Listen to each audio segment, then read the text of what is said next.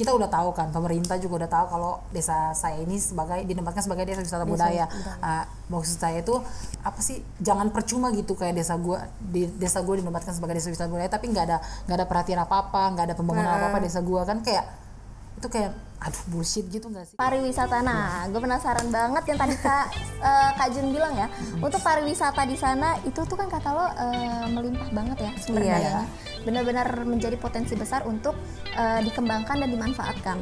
Nah itu sekali. makanya tujuannya lo bisa kuliah di Jakarta itu untuk membantu mengelola pengembangan pariwisata. Benar. Nah, itu gimana Kak, pariwisata di sana emang sebesar itu Kak manfaatnya? Iya, jadi ibaratnya kayak gini, pulau gue kecil nih, tapi kalau lo ke sana lo nggak akan pernah bosen cuy.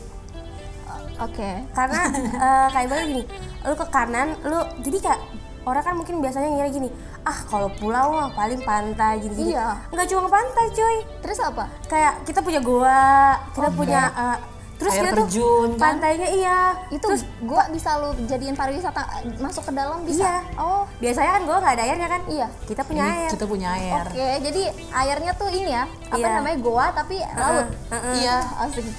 Bukan laut sih Kak, kayak gimana ya? Ada airnya pokoknya. Goa ada air gitu. Nanti bisa berenang lah ya. Iya nanti saya sengaja. Dan itu tuh airnya jernih banget. Jernih banget, dan itu tuh kita bisa lihat sampai ke dasar, tapi kita nggak bisa nyampe dasar. Saking jernihnya itu kita bisa ngeliat sampai dasar. Dan bukan cuma gua doang kan, terus kita juga punya, apalagi kita punya pasir panjang ya. Kita punya pasir dia termasuk pasir terhalus nomor 2 di dunia. Pasirnya benar-benar halus. Benar-benar kayak halus. Tepung, putih Kayak bersih. Jadi emang bener-bener kayak masih belum diapa-apain gitu. Itu emang potensi di kepulauan K-nya doang atau enggak di seluruh kepulauan K. Enggak. Ada pasir panjang itu yang kita kenal dengan Ngurbloat, itu dia tuh ada di salah satu desa di kepulauan K kecil, namanya Desa Nyongov. Nah Desa Nyongov itu punya pantai ini yang kita namain Ngurbloat. Nah dia tuh kenapa kita namain Ngurbloat, karena dia tuh pasir panjang. Jadi ngur itu tuh dalam bahasa K-nya pasir, dan bloat itu tuh dalam bahasa K-nya panjang. Iya kan? Panjang. That's why kita namain Ngurbloat atau yang berarti pasir panjang. Selain goa, pantai, terus air terjun. Air terjun itu ada di kepulauan K besar. Itu kalau di K besar tuh kayak ibaratnya pulau rajanya air terjun deh. Benar-benar. Karena kan kita dari dulu tuh sebenarnya kita orang K juga, orang Papua kita tuh kayak kurang tahu kalau ada air terjun di kepulauan kita sendiri ya. Nah, dan kita kurang tuh informasi kan ya. Itu dia tuh baru terekspor sekarang. Itu tuh benar-benar banyak banget air terjun di kepulauan K besar. Dan itu emang bagus. Beda kayak bener-bener gini loh Kak. Satu desa itu kalau menurut gue ya, kenapa gue juga pengen banget ambil pariwisata, karena gini, gue makin nambah usia tuh gue makin ternyata di desa ini tuh ada juga wisata yang belum diangkat gitu. Jadi benar-benar kalau menurut gue ya, pulau gue itu per desanya tuh ada wisatanya. Tapi mungkin kita belum ini aja ngerangkul semuanya aja.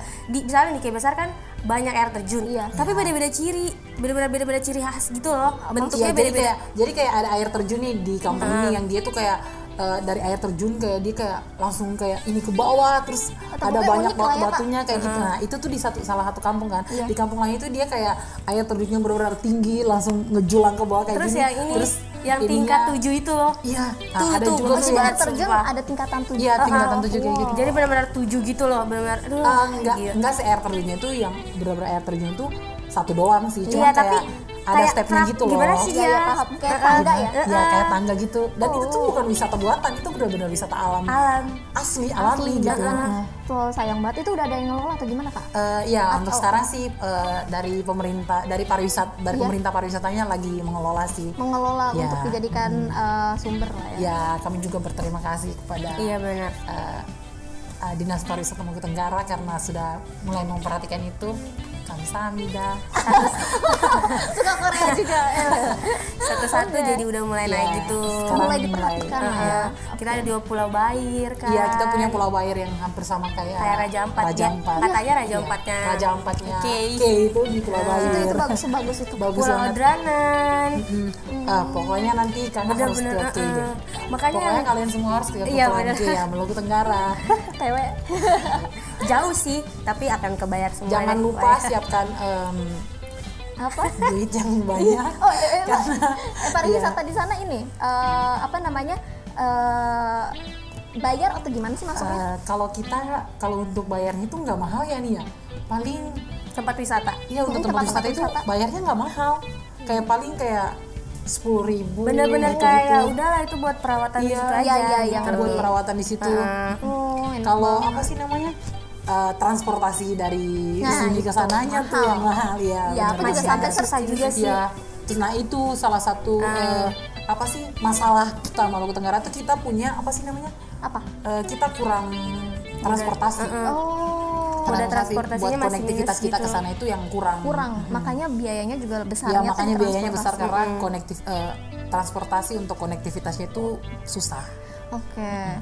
Jadi dari lo berdua nih pengen kuliah di Jakarta, dapat beasiswa, pengen memajukan desa-desa kalian ya. Yes, benar sekali. Jadi pengen memajukan Maluku Tenggara khususnya desa kami sendiri. Iya, betul. Ini ya, mulia ya. Mulia. Kan jarang anak muda berpikiran kayak gitu loh, Kak.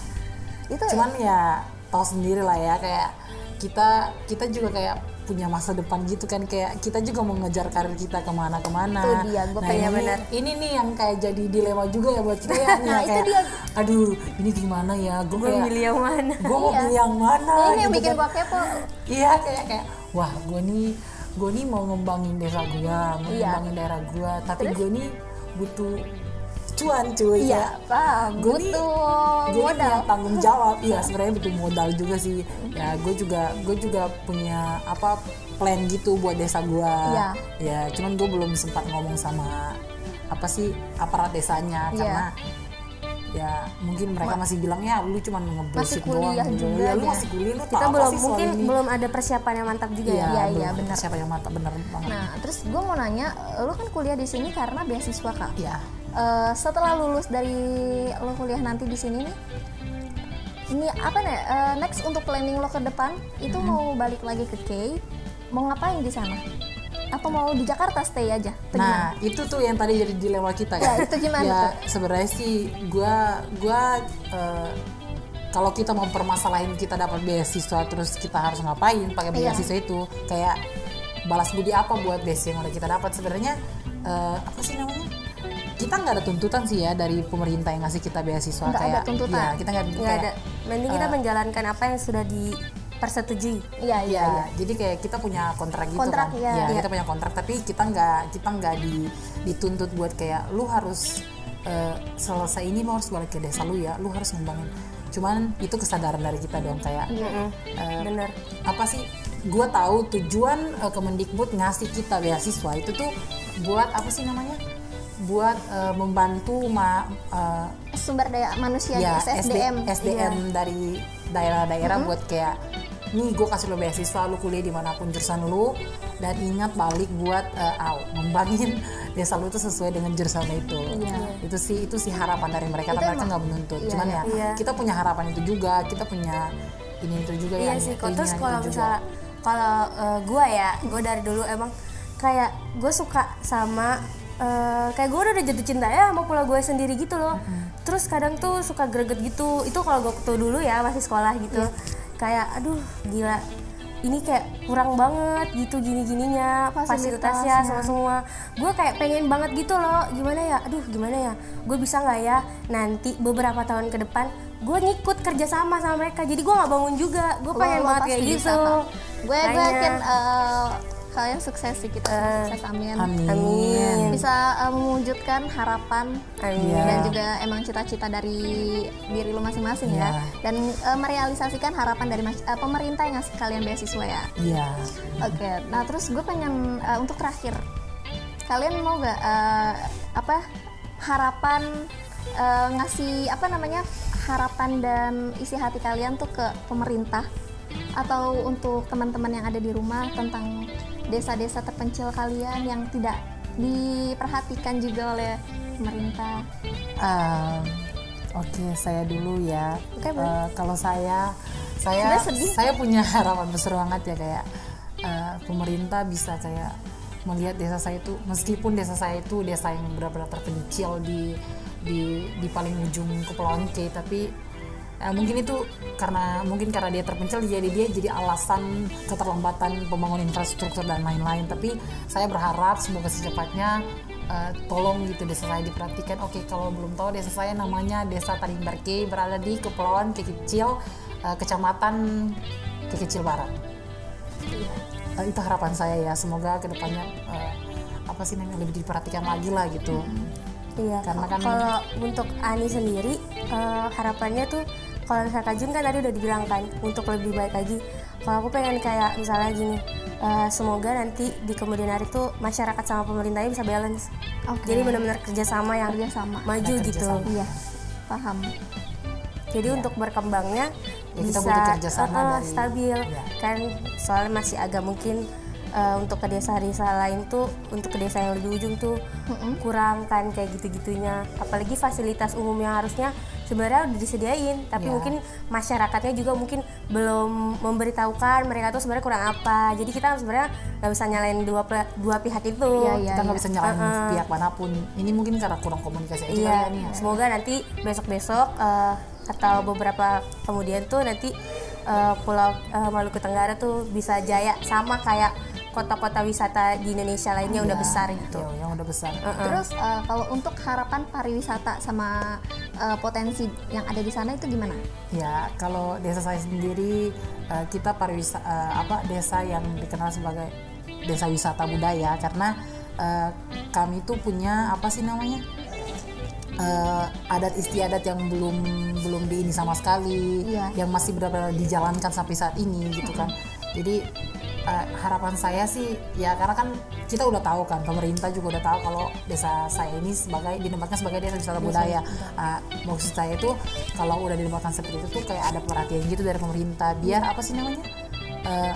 mereka mendukung gitu loh, kayak ada bukan saya juga nggak mau minta ya, ini saran saya, biar kayak nggak sih jatuhnya meminta sih ya, kayak meminta diberikan dukungan gitu dalam bentuk apapun kan. Sebenarnya dukungan lebih penting sih. Iya, dukungan lebih penting gitu. Jadi meskipun kayak kita ya jangan percuma gitu, kayak desa gue dinobatkan sebagai desa wisata budaya tapi nggak ada perhatian apa-apa, nggak ada pembangunan apa-apa desa gue kan, kayak itu kayak aduh bullshit gitu nggak sih, kayak lu nobatkan desa gue sebagai desa wisata budaya tapi lu nggak ada apa-apa gitu. Tapi lu nggak ada ikut campur tangan ya? Iya kayak gitu, kayak mereka tuh cuman kayak ke kampung gua, kayak ngeliat ini gua, oh ternyata kayak gini ya desa lu pantas jadi desa wisata budaya, tapi mereka nggak ada pembangunan apa-apa. Itu yang bikin gua agak gedek juga sih. Kesel itu. Kesel, sedih. Sebenarnya gua sedih sih, karena gua nggak bisa protes juga kan, kayak gue anak kecil yang nggak ada apa-apa gitu kan. Makanya kalian kuliah pengen ngebuktiin. Iya, gue pengen kayak gitu. Besar, salut banget. Nah, oke. Setelah pariwisata ya di sana emang sangat banyak banget yang menarik. Terus benar-benar terbayar lah ya, walaupun mahal. Walaupun transportasi emang terbilang mahal karena emang sulit ya teman-teman. Bukan karena mahal untuk di sektor pariwisata ya, tapi mahal di transportasinya. Tapi kalau kalian ke Maluku Tenggara nih bakal kebayar banget. Kebayar banget. Iya, kebayar banget. Jadi kayak apa sih namanya, kita tuh bukan kita mahalin karena dia bagus ya. Tapi ya karena emang keadaannya kayak gitu, dia lumayan mahal. Nah, karena dia udah mahal karena keadaannya, jadi kita jadi kayak nggak mahalin buat pariwisatanya, buat destinasinya gitu. Jadi yang berat di ininya doang. Iya, beratnya cuma di transportasinya doang, karena ya itu tahu kan kayak perhubungannya seperti apa di Maluku Tenggara. Nah, jadi tapi bakalan terbayar lah. Pokoknya duit yang kalian keluarin itu bakalan terbayar sama apa yang akan kalian dapatin di sana. Karena uang itu bisa dicari. Iya. Tapi kalau keindahan itu sulit banget. Sulit banget. Oke, berarti ayo ke Maluku Tenggara. Berarti gue penasaran sih, pengen nyoba, doain ya. Amin. Biar ada rezeki, amin. Kita ketemu main di sana, oke Kak? Ntar diajak keliling. Nanti kita ajak keliling. Oke, kontak-kontakan aja. Ayo, bisa lah. Oke, thank you ya Kak ya, Kak Jun sama Kak Ani. Iya. Makasih udah mau nge-share tentang pariwisata di sana, keindahan alam, keluh kesah kalian kepada masyarakat, terus keadaan yang memprihatinkan di sana. Ya. Harapan-harapan pemerintah yang semoga kalian bisa realisasikan dengan baik. Setelah lulus bisa membantu perekonomian di sana juga. Oke? Oke, sobat Science di rumah, terima kasih udah nonton dari awal sampai akhir, dan gue Nadia Hijriah pamit dah.